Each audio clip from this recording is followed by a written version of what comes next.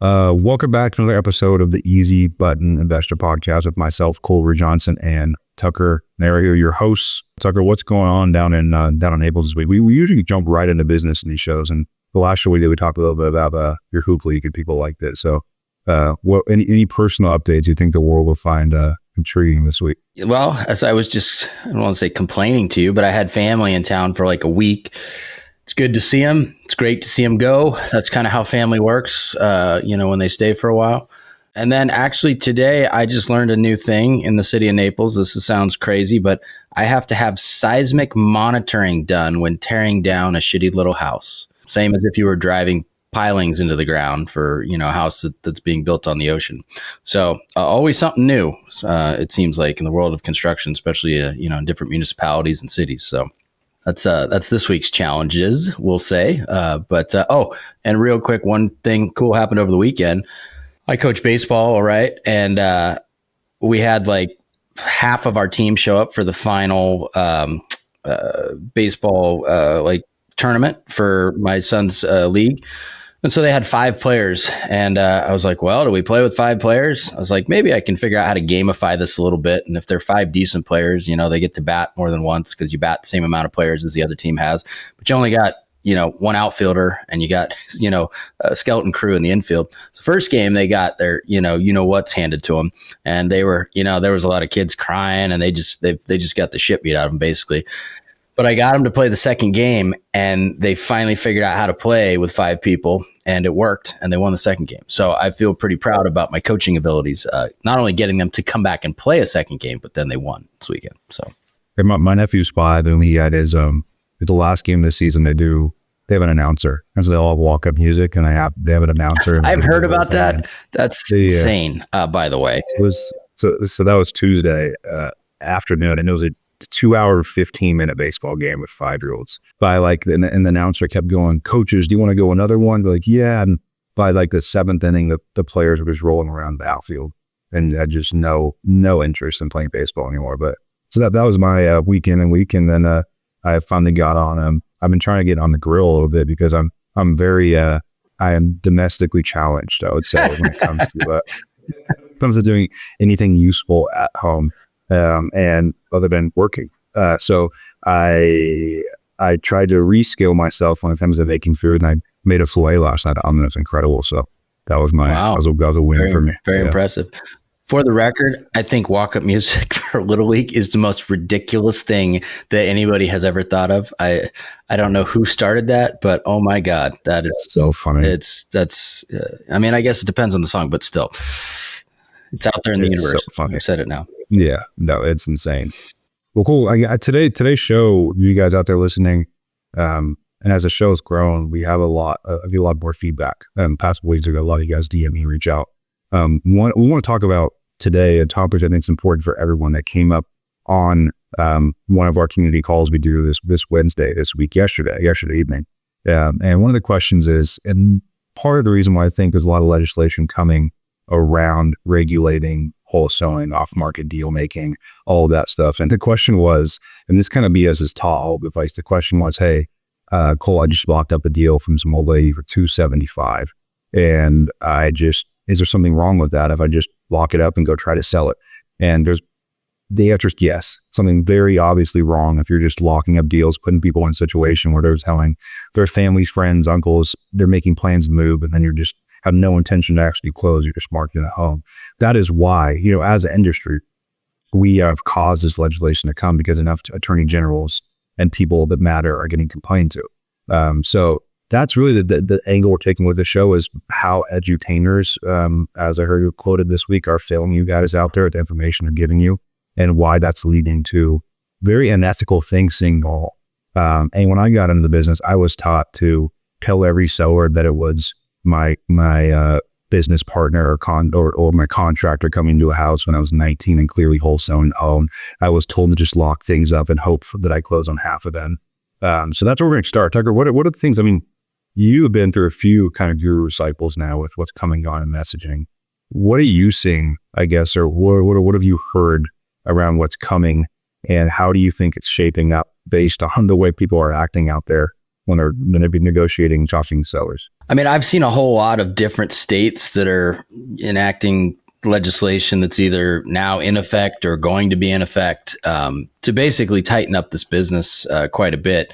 And it really focuses around, let's call it wholesaling, right? Selling the contract, being able to show whether or not you truly can perform and purchase the property, I think is a big part of essentially what all the legislation is. Now, there is a new one that I was just alerted to in the state of Washington that goes into effect January 1, 2026, that apparently just gives the seller the ability to bail out of your contract For no reason. for no reason if you market to them in some sort of an off-market fashion and you agree to a deal and you sign a contract. Now, to be fair, and I mentioned this to you before the show started, I don't know that there's been more than a couple or a small handful of deals over all the years that I've done off-market acquisitions where somebody would bail on us like that. Because most of the time, you come to an agreement on a price, it's fair, they like you, you build rapport. And most of the time, we were taking down these properties too. But, it's when you get kind of the newer crowd, so to speak. And the way it works in the world of, edutaining, is that what we called it? The edutaining. Is that, they generally go the hardest at the biggest refilling pond of fish. And when I say that, I mean, it's their customer base, right?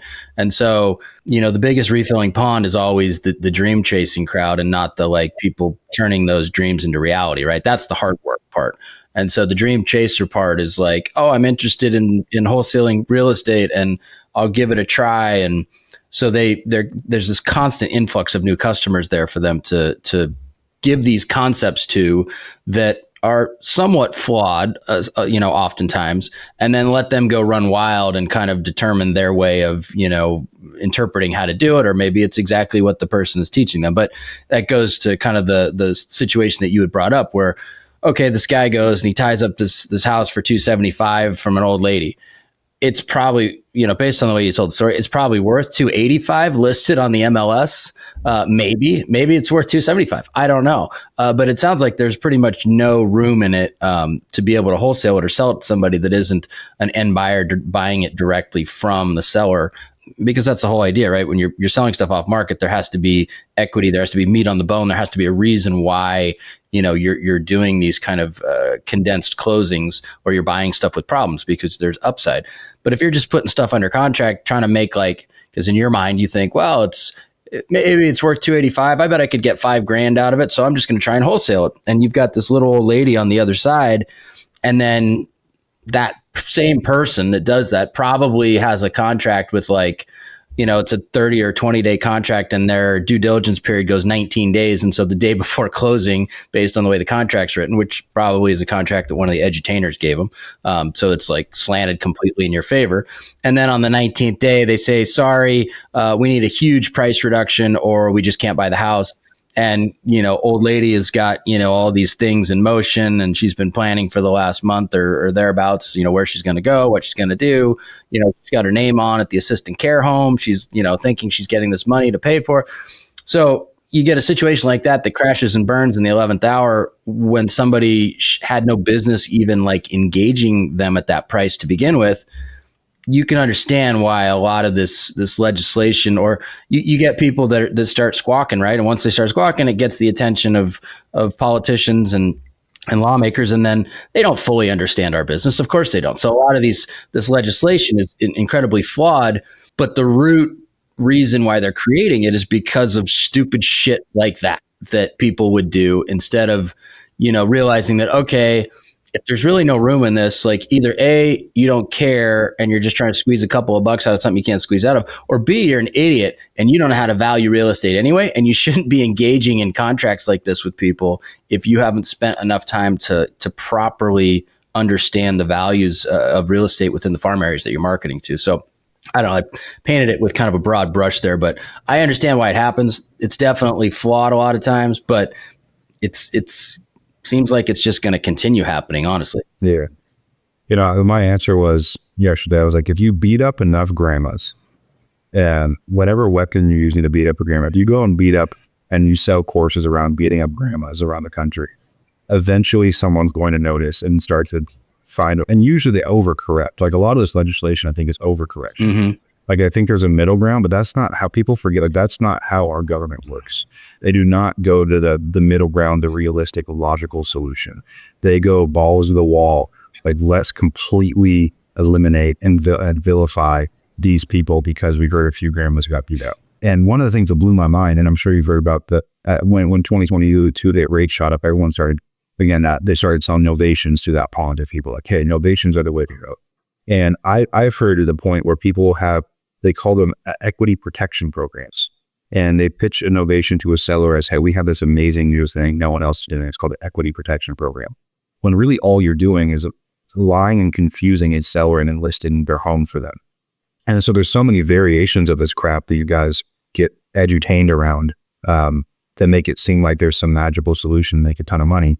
And that is everything Trevor said is very valid. That is why we're starting to see this. And as much as I'm not big, like I don't like regulation, like I like a free market. Like I don't think if you want to go sell your lawnmower, you should have to have a lawnmower sale license to sell to someone or go buy someone's lawnmower. So I think there's an overcorrection here a little bit, but I honestly think in this instance, a little bit of an overcorrection is better than no correction currently, because there's just an insane amount of this stuff going on.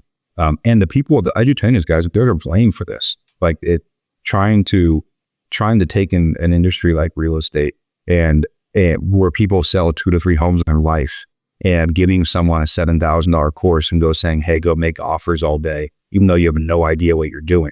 Like even like in California, okay, to become a general contractor, you have to be mentored by someone or work under someone that is a general contractor for 3 years before you get a general contractor license. You can go bid on projects.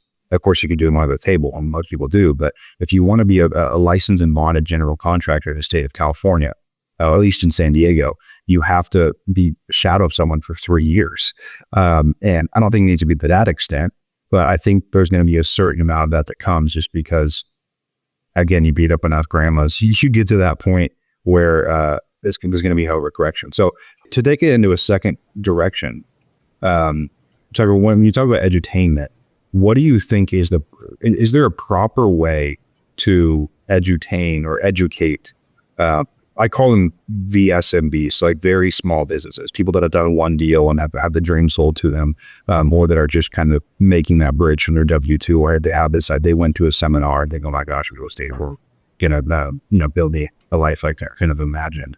Is there a right way to, for people listening that are in that phase, is there a right way to think about this stuff that's mutually beneficial? Because with you and I know when we make offers, we make an offer of, hey, this is a deal. We're going to close on this deal. And our contract to close at our peak was at 90%.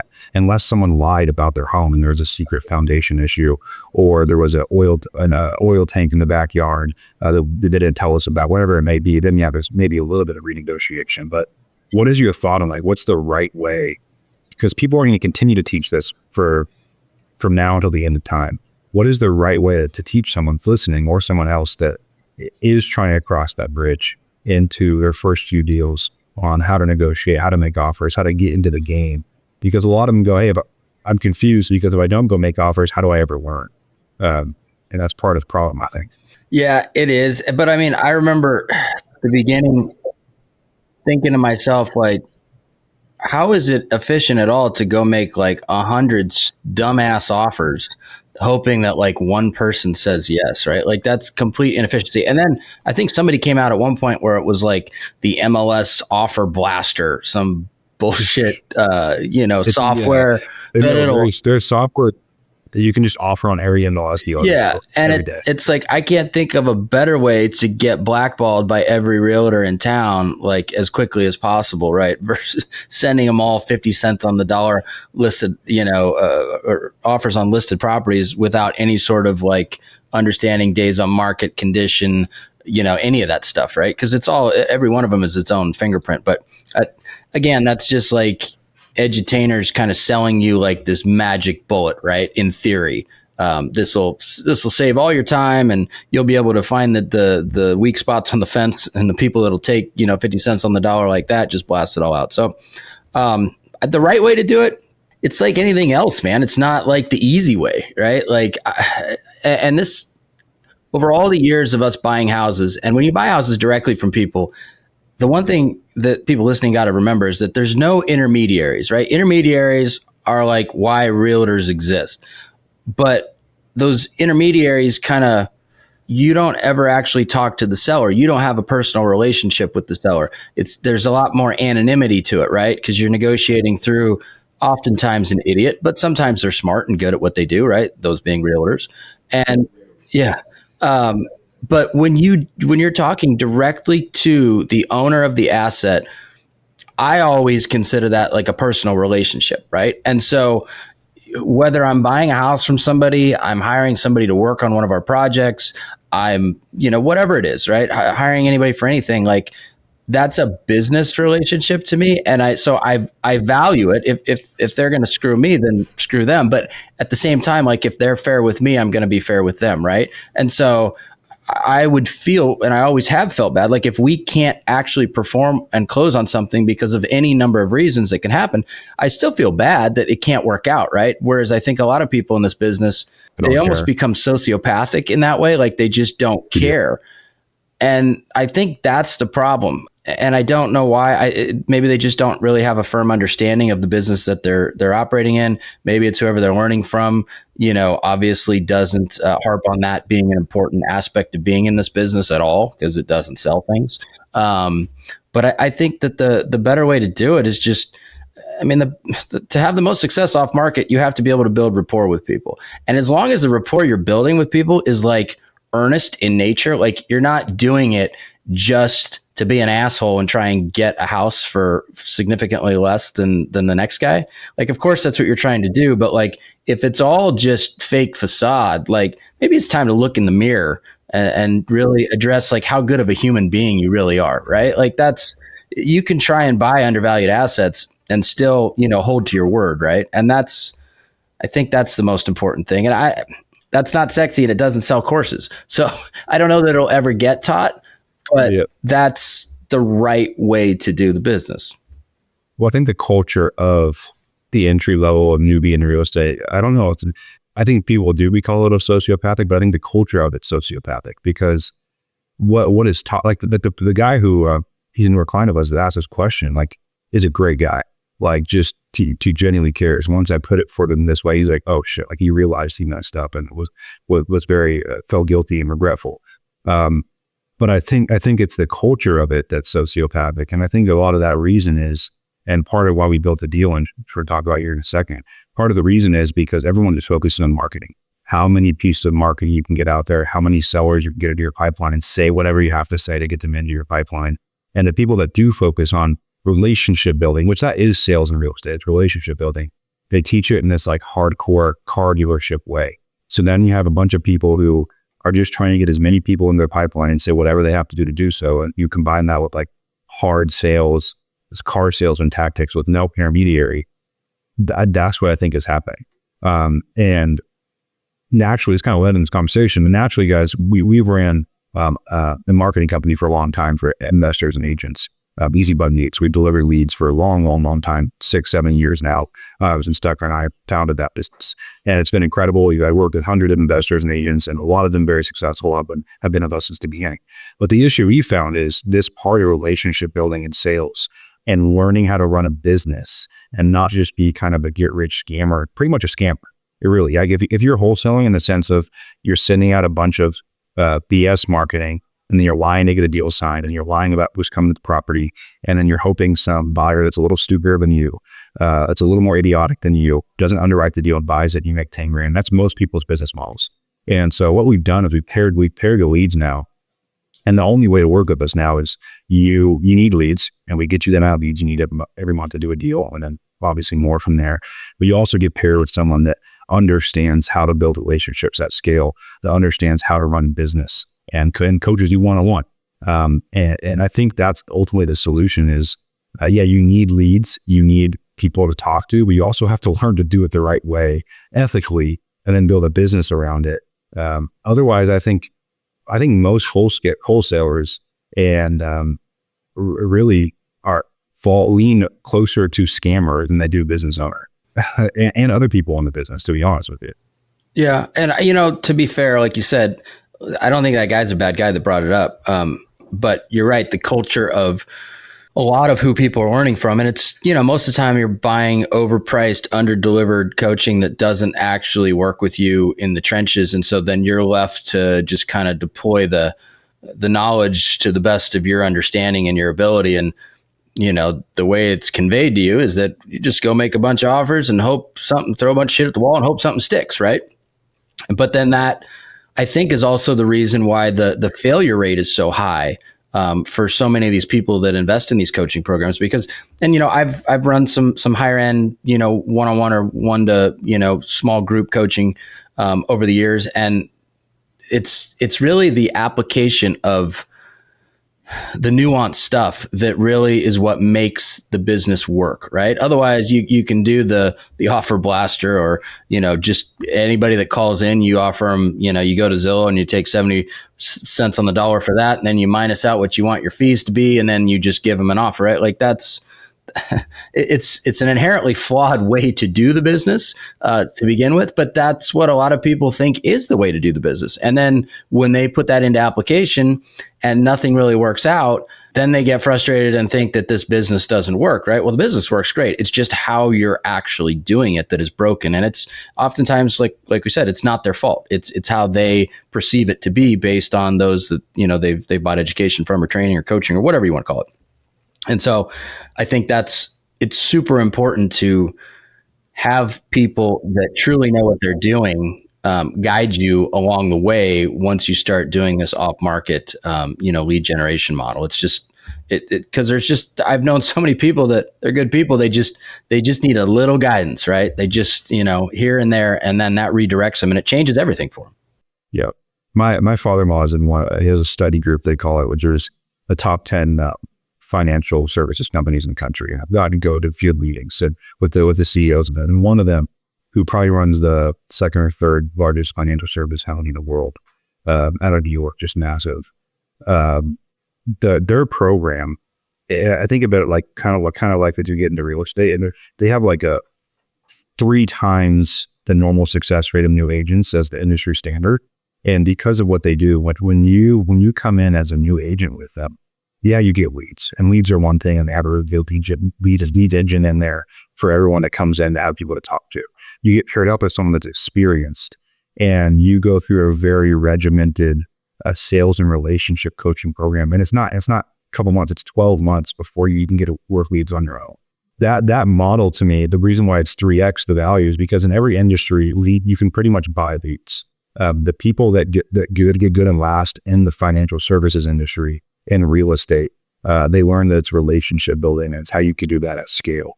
And that's really what we model, what we do now off of is not specifically the financial service industry, but taking you guys that are out there listening who have leads, have done some deals, that have had some success, and realizing, there's a direction you can take this. And there's really 2 ways people go when after they do their first 10, 20 deal, whatever, they stick in that like world of let's keep jumping from item to item, hoping it solves our problem. Let's become an innovation expert. Let's hope they're too expert. They keep expanding that carousel.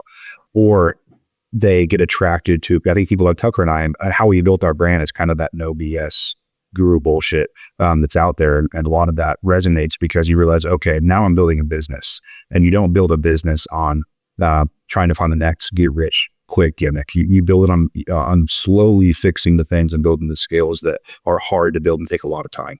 So there's 2 paths I think everyone has to go in the real estate world. There's 3 paths. Path 1 is no continuing education, no continuing learning where your blind spots are. Me, myself, I still engage coaches because you just don't know what you don't know. Then you have option 2, which is let's just stay on the carousel and hop coach to coach and program to program forever and try to learn little get rich quick things and the next AI software, yada, yada, yada.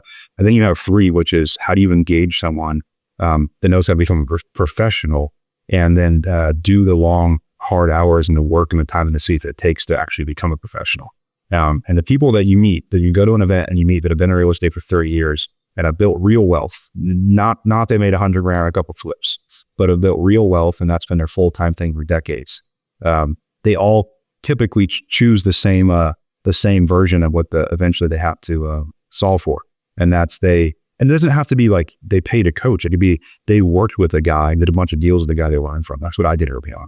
It doesn't have to be you guys just sign up for a program. It can be how you go find someone that actually knows how to run a business and get away from all the BS that's out there online, because none of that's real. I've met one person that has a massive, massive, massive audience and makes all their money that way that I've met and sat there and gone, man, that's someone that I would love to know and hang out with and learn from. It only looks good online. I mean, that's the way it is 99% of the time.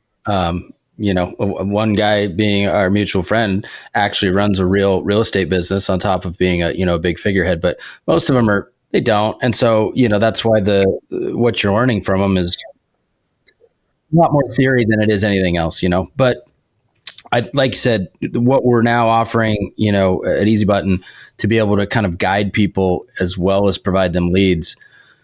It really is a magical combination, and it sets you up for so much more success than just trying to take what you've absorbed on your own here and there, and this tactic and that tactic and this sales strategy and this offer strategy, and then just combining all that, blend it up in a bowl and throw it at the wall every time a lead comes in, right? And then you're like, these leads suck or whatever, right? Or I can't close anything, or these people, whatever. There's a million excuses, but it's like when you just throw that at every lead that comes in as your strategy for trying to decipher, a deal and create a deal and negotiate a deal. It's like, well, no wonder it's not working. You don't really know what you're doing, right? And that's not your fault. But having those tools and kind of learning those nuanced things, it really is like night and day in terms of setting you apart in this business from, basically being a disciple of the edutainers and a true professional that knows what they're doing with any different type of lead that comes into your business. Yeah. And I just said to you guys, if you are in an edutainer space and you're at one of those big masterminds events that edutainers putting on, just ask around and see if you meet anyone who has been in real estate longer than 5 years and that is at that thing. And then ask yourself what, there's a book I started reading called Get Rich by Doing Boring Stuff. It's by Vitek Huber. He's a self-storage guy, and I think pretty intelligent. He's mostly big on Twitter.